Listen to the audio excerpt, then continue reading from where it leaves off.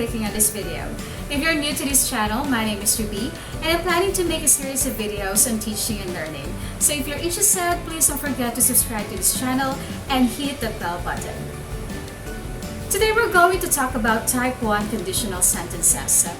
This is actually the third video of the series, so if you haven't seen our first two videos, please check them out.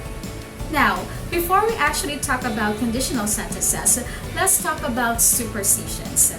When we say superstitions, these are beliefs or notions that are not based on reason or knowledge. Like any other countries, we Filipinos have our own set of superstitions or pamahiin inherited from our ancestors. There are hundreds or perhaps thousands of superstitious beliefs out there. Can you share us any Filipino superstition that you have heard before? I mean, perhaps your relatives, your lola, your tita, or your mom have told you about some strange belief or superstition to warn you or to prevent danger from happening to you. You can share your answer in our comment section. If you go straight home after attending a wake, the disease will follow you home. If you and your sibling marry in the same year, you will experience bad luck. If you serve pancit, noodles during celebration, the celebrant will get long life. If you sleep with wet hair, you will go crazy, bald, or blind. If everyone leaves the table while you are still eating, you will remain unmarried. If you drop a utensil, someone will come. I'm sure you know many other amusing superstitions, and you can't deny the fact that even at this day and age, some of us still adhere to these superstitious beliefs. Well, I'm not telling you that you have to believe them. You don't have to. But knowing them at the very least can give us an idea of how rich and diverse our culture really is. Now this time, let's focus on the sentence structures, alright? And for you to study them better, let me switch you off now to my screen. Alright, so again, what do you notice about these sentences?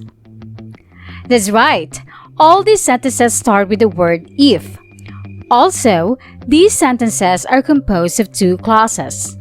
And yes, these are examples of conditional sentences.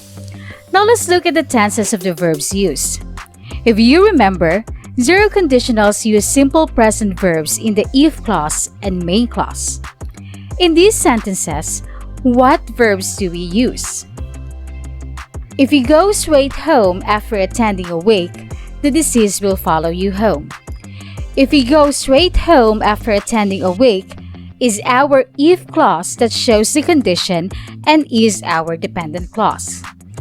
The disease will follow you home is our main clause that shows the result and is our independent clause. Go in the if clause is simple present. Will follow in the main clause is simple future. Therefore, Type 1 conditionals are formed by using a simple present verb in the if clause and simple future in the main clause. Let's look at another sentence. If you and your sibling marry in the same year, you will experience bad luck. Marry in the if clause is simple present, and will experience in the main clause is simple future. So to form a Type 1 conditional sentence, you should use simple present for if clause and simple future for the main clause. Again, simple present for the if clause and simple future for the main clause. Now that we know how to form it, when do we use first conditional? Let's have this sentence. If I win the lottery, I will buy a car.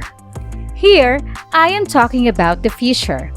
I am thinking about a particular condition or situation in the future and the result of this condition. There is a real possibility that this condition will happen. For example, it is morning, you are at home, you plan to play basketball this afternoon, but there are some clouds in the sky. Imagine that it rains. What will you do? You can say, if it rains, I will stay at home.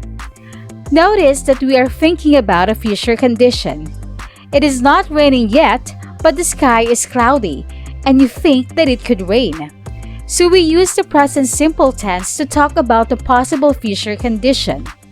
We use will plus base verb to talk about the possible future result.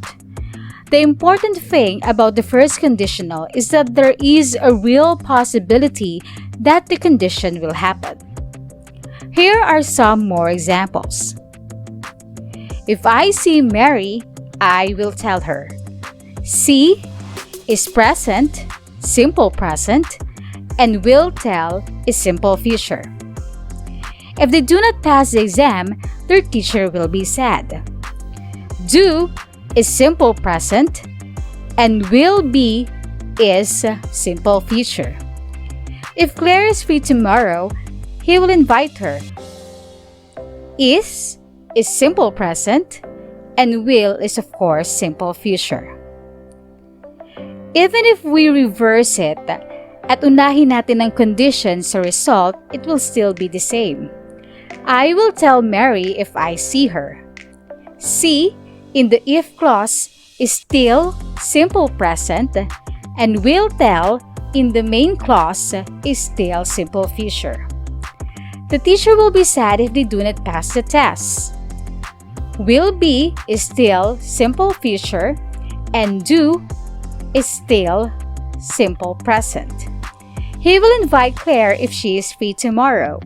Will invite, simple future, is simple present. The first conditional is also used for prediction. When we say prediction, it is a statement you make about what you think will happen in the future. You can use the first conditional sentence structure to say what you think will happen in a specific situation or when a specific event happens.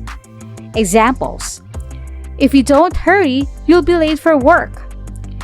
If you stay out in the rain too long, you'll get sick. Superstitions. Just like in our earlier activity, we also use type 1 or first conditional in superstitions. A superstition is a belief that an event or situation will bring good or bad luck. If you break a mirror, you will have 7 years of bad luck. If you see a penny on the ground and pick it up, it will bring you good luck. Next, future plans. You can use the first conditional sentence structure to make plans for the future if an event or situation happens first. For example, if you go shopping tomorrow, I'll go with you. If I see Ken later today, I will tell him to call you. And lastly, we use it in giving warnings and threats. A warning is a statement about a possible problem or danger. A threat is a statement that someone will harm you or cause problems for you if you don't do what they want you to do.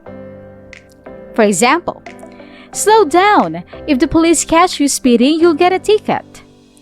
If you don't come to my birthday party, I'll never speak to you again. So remember that in the first conditional, we use simple present verb for the if clause and simple future for the main clause. Moreover, first conditional is used to talk about actions or events in the future which are likely to happen or have a real possibility of happening. We use it for predictions, superstitions, future plans, and in giving warnings and threats. Now it's time to put into test what we've learned today.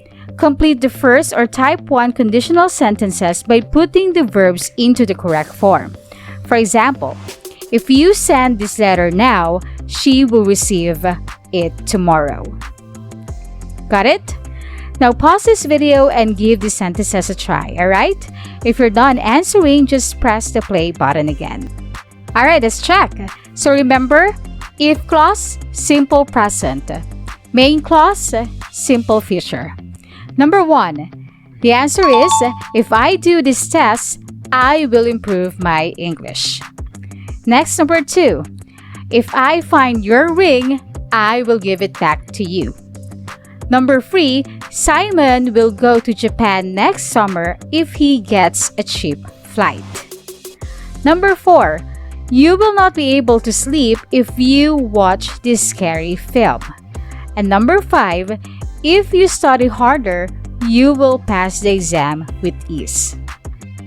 How was it? Did you get a perfect score? Well, here's another activity that you could do on your own. That is, if you feel like doing it.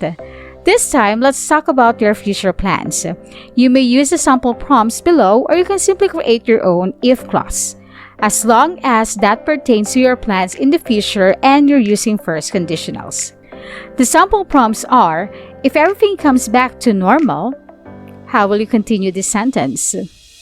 If I finish my studies, what will be your main clause? If I meet my celebrity idol, what will be your next clause?